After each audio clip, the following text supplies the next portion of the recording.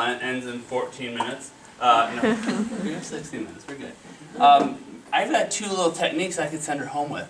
Is this the most important thing? Well, if she says, every time I stand on this leg, it really bothers me, I might stop and say, let's do these a lot. See me in a week, see me in a few days, let's do these a lot to power these up. But I'm really concerned that she extends quite a bit still through that leg. So anyhow, failed tests become the treatment, and we do a very precise activity. Go ahead and face the window there. So we appreciate that she still has a lot of extension. She doesn't have that ability to be on top of herself. So let's go ahead and just draw those external obliques into it there. So let's just think about that elbow flexion test, just to see if she needs a little less length there. So go ahead and flex your elbows up. Good. And don't let me straighten your arms out. Keep it there. All right. Now go back to your normal way. Good. Arms up. Hold there. Don't let me pull you down. So I know this is a can test, and you guys are like, Bobby, you're full of it with this one. But what happens is if she's in a better alignment that April just put her in, but we maintain that alignment by drawing in these muscles that are too long. This is that loose spring here. This is the tight spring. So we have to get these to loosen on this side and these to tense up on this side so that you have more readiness of that hip. So this is what we're doing standing. Let's go to sitting. Have a seat.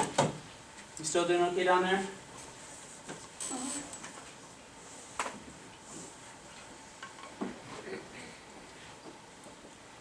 So the hip, in sitting, we saw a couple things with April's assessment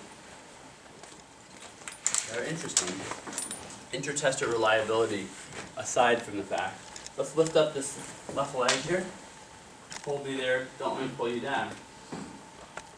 Okay, and again, a lot better from April's work. Let's see the other one. Don't let me pull it down. Okay, but can we get it even better than that? Come on back down for a minute. So let's flatten this down a little bit, get your alignment there. Again, something that we do in IPA land, functional manual therapy all the time. But let's draw these guys in. Again, you need some more contractility to these obliques. We'll hold that guy there, good. Come on forward a little bit. And at the initiation, this is a bracing technique, but as it builds strength and length in the sarcomeres, the muscles will be ready to go. Bring this leg up, hold it there, don't let me push you down. See the other one, draw those muscles in. Now, hang on one second. So you guys didn't get to appreciate this. Relax for a second. Her habit pattern is extending. She's a classic extender. When I asked her to do it on this side, she was good because she was turning on the right muscle sequence. When we did the other side, just go back and do your other technique. No, don't think of it. Just do what you normally do. Lift up this leg.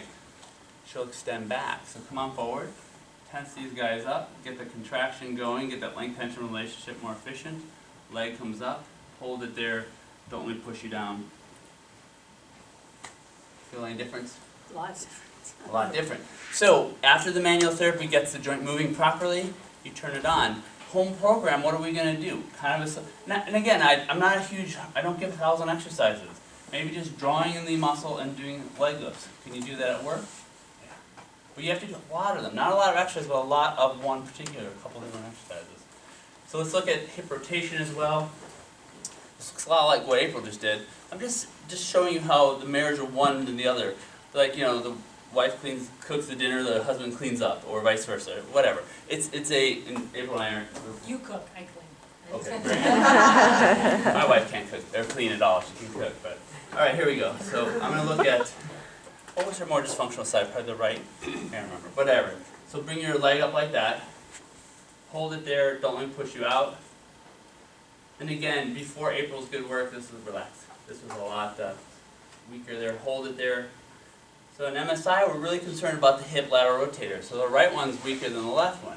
You appreciate that, right? We'll get a hell yeah, right? Yeah. Hold. Good. Relax. Or heck yeah. Hold. Alright, so this one is breaking better, worse than the other one.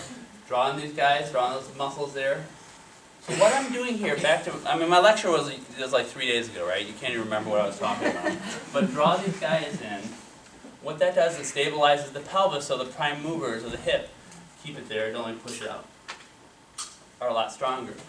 Drop the contraction, just let it be, hold it there. So right now our hip rotators become the stabilizer rather than draw the obliques in. Obliques become the stabilizer. Draw those in, hold it there. It's more powerful.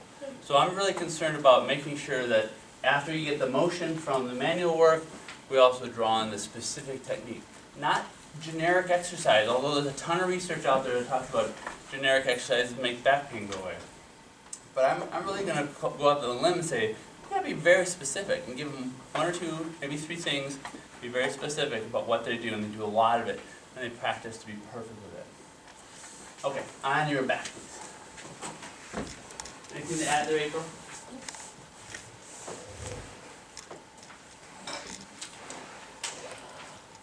So this one, again, I don't have all day long, but I'm going to kind of go for the most interesting parts of it. So I'm going to bring your belly up there, the most photographed belly of the day, and if we could probably get, maybe, yeah, all right, that's pretty good. So this leg comes out. This is the exercise that's known as the bent knee fallout. Dr. Summer's not big at using that terminology, even though that's her coin. Hip lateral rotation with abduction. So what happens naturally during this exercise? Look at your head, please. Good. So I'm gonna put my fingers on the ASIS and go ahead and bend. Let your leg fall out, and then back up. And again, I hope you guys could appreciate this. Go ahead again. So we have, especially at the end of range of motion, she has a shudder. Now she's got all this great new motion, and I'm not dissing manual therapy. April would have done this right after it. So this is just the way that we're presenting it. She has that rotation every time she moves her hip out. So that means if she's turning one way, it doesn't turn at the hip, it turns at the spine, even though she now has more motion from the manual work. Let's see the other side. Because remembering too, real quick here, like the motor cortex hasn't changed. The sensory cortex has, but the motor cortex still has the same response. Which is, even though we're doing the same test, your brain still hasn't found the new way to do it. So that's why we have to be real specific. And then in her case, in an extension type syndrome, you're going to have excessive length of the abdominals, you're going to have extensive, more strength, more power of the back extensors. So that's probably why her extension was very strong and her flexion wasn't. Put her back on alignment, allow the motor control to come in now to clean up the mess. So we can appreciate, go ahead, let it out to the side. It just gives way here. But let's do this side. Bend your other leg up because we're kind of focusing more on right side right now, I think. So I'm going to ask you to feel these muscles because she doesn't know anything about these guys other than they're just something on the outside. And it's not the rectus, it's not the six-pack abdominal muscles. It's these big superficial outward rotators, obliques there. So just feel this here and tense that up. Good, get that ready there. Now you also have to be able to breathe while doing this, so it's not holding your breath, just sucking in, bracing. This is stabilizing it. Good, hold that there. Now let this leg come out and go as far as you can before it gives. Hold it, control, good, and then back. Better. A little shaky there at the end. And again, now this is for someone who exercises. You exercise a lot, right? For someone who exercises a lot, this is pretty low end exercise. Go ahead, let's do a few of them. This is very low end, and what we want to do is we want to get it to where it becomes automatic, as April talked about before. One of the ways in MSI is just build it so much that the body's like, oh, that's the motor plan. That's the gross motor program I have. Every time I move my hip, the pelvis is going to stabilize. The pelvis is going to stabilize with the obliques, not with the hip adductors. Go ahead, tighten this up again. Tighten it. Come on, get that working. Good. You're a champion there. Good. And then back. So now the hip rotators and adductors are being used as eccentric controllers of that motion rather than concentric stabilizers of the pelvis. All right, excellent. So we could go on to more challenging ones, which is single leg up, double leg up, leg press. But we're not going to go on that right now. Can I have you bring your head over here so you can face outward? So every failed test becomes an exercise program. If I have 25 failed tests, I'm probably going to pick the easiest one to win so that the patient gets a buy-in to that. Just slide down a little bit, please. There you go. And then back down. We teach a class on posture, so if I let her stay that way, it's going to be just brutal. So let's look again at this. Any questions while I'm moving through? You guys got it? So let's look at a few things. The good clam or bad clam, let's just see what she's got. Now don't think about all that good stuff we just talked about or the lecture you were in. So I'm going to pinch the lower rib cage, the ASIS, PSIS. I don't want to facilitate motion, even though touching will facilitate something. I just want to assess. So I'm going to ask you to roll your leg outward and then back in. And just, I'm going to keep your feet together. And then go ahead again. So this is pretty easy to see. So there's a lot, every time she rotates her hip, even though she has more rotation at the hip, and someone said, what came first, the chicken or the egg? I don't know. But if you look at, if she has weakness in a muscle, will the joint stiffen up? Or if she has stiffness in the joint, that's not my job. My job is to get them back and get back and going. Now what I'm interested in is, go ahead and tense this guy, and tense, no, hang on a minute. So what she did is the very standard, thank you for doing it the wrong way, she tightened the rectus. And that's going to put tons of compression and lead to more deterioration. So what I'm interested in is, can you tense these guys up together and just stabilize, and not flex, but just draw this up. Now if you see from behind, what we're trying to do is get a nice level spine. Now if I'm not going to have her sleep like this, I'm going to have her exercise like that. So draw this up.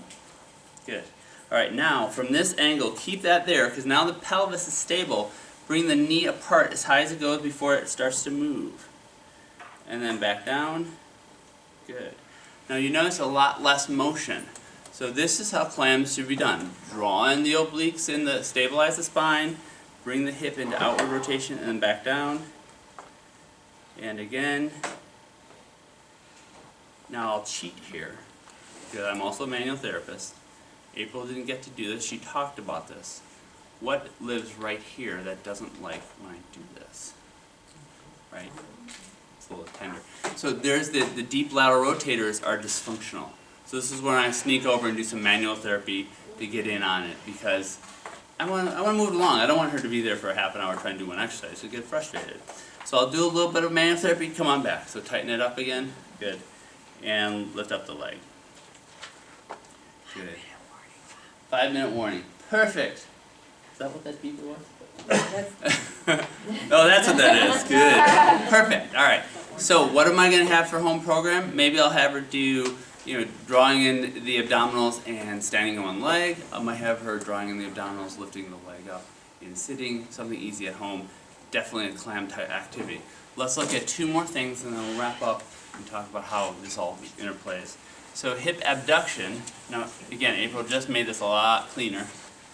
So let's look at the spine gets protected or relaxed by being up in this position. We get her in position here. Let's see what her abductors look like. So just hold that there. Don't let it drop down, and don't let me push you down. Okay, not terrible, but let's bring your arm access. Keep it right where it is. But a lot of tensor fascia, a lot of dominance here. There's a lot of tightness in there. So I'm going to get the back part. Hold there. And it kind of gives, but this is a pretty higher level functioning person. Although she can't do a clam well. But anyway, back to that. Good clams. Good clams. Tighten this up here a little bit. Yes. So what happened, you just didn't get to appreciate, she still lives in extension. So she's still relatively long here, relatively short here. When I ask her to draw on those muscles, it's not the obliques, or it's not the rectus, it's those obliques. So hold that pelvis stable, tighten that up. Good, tighten it up. Now hold that leg up. Doesn't shudder as much, hold it there. Good. So for home program, for someone who's a little higher level, I might take them off of a wedge or something, foam roll, have them draw on this muscle. Oh, look at that. That's gorgeous. That's like on. That's like, woo. And then she could do small pumps in hip abduction before she moves on to more aggressive technique.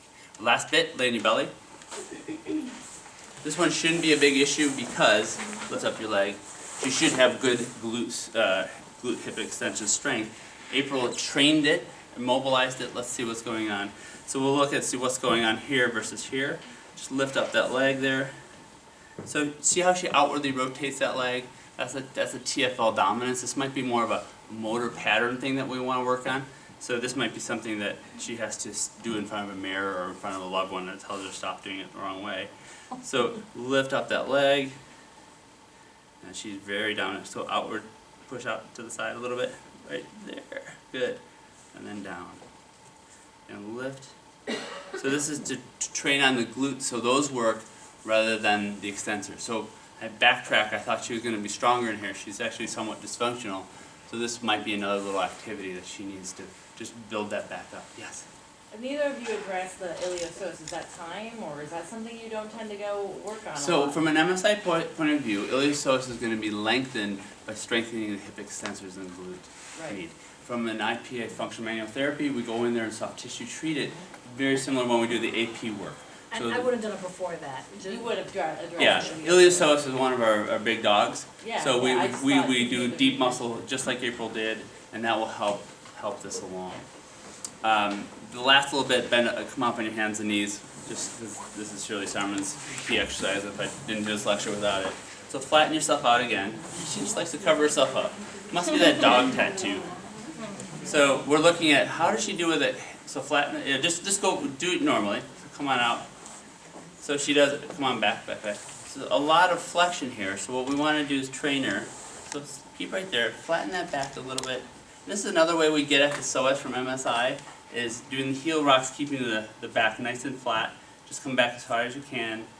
Good. You get posterior capsule stretch of your hip. Good. And then back up. She's doing a nice job. You could add in the little obliques, which she's already got going. No, not rectus, but the obliques. Thank you for doing it wrong, so I could point it out. And then come back. Now flatten this out. Flatten this out. Good. Come back. And this helps to normalize a lot of the pelvic rotations that we see with muscle dysfunction and loosen up some of that. So this is an active activity to loosen up passive structures. So for her, home program, good clams, maybe abduction exercise because she's a little higher level, or just oblique firing with leg lifts or straight leg raises. Do a lot of those until that muscle turns on constant and is the go-to muscle. Improve that length, or relative stiffness, so that the excessive length in the anterior abdominals is replaced with appropriate synergy between the front and back and side to side. So big hand for Kat here for being a double patient. It's hard to pretend to be that messed up.